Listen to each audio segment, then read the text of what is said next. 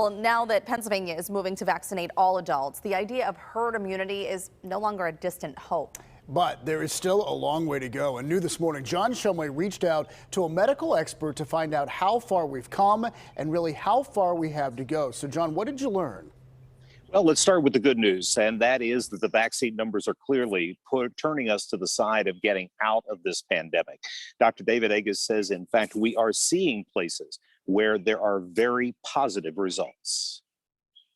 We're seeing in Israel and parts of the United Kingdom where they've really saturated with vaccines, virus incidence going to near zero, hospitalizations going to single digits. It's really remarkable how well this is working and how safe these vaccines are.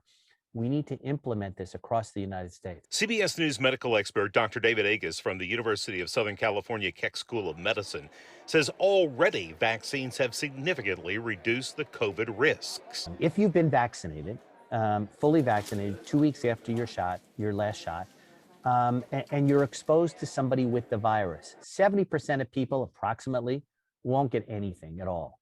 30% will have a low level of virus, much lower than if you hadn't been vaccinated. But Dr. Agus worries that lifting precautions prematurely is proving dangerous. And it's scary. I mean, because these new variants are much more infectious and easier to spread.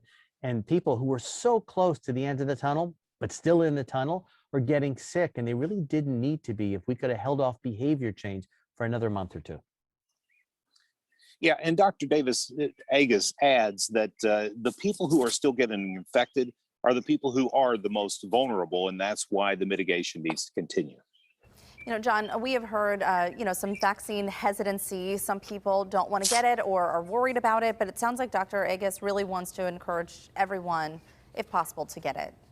Oh, yeah, Heather, without a doubt. He believes that everybody should. Now, he also acknowledges that no one is required to. It's a personal choice whether you get the vaccine or not.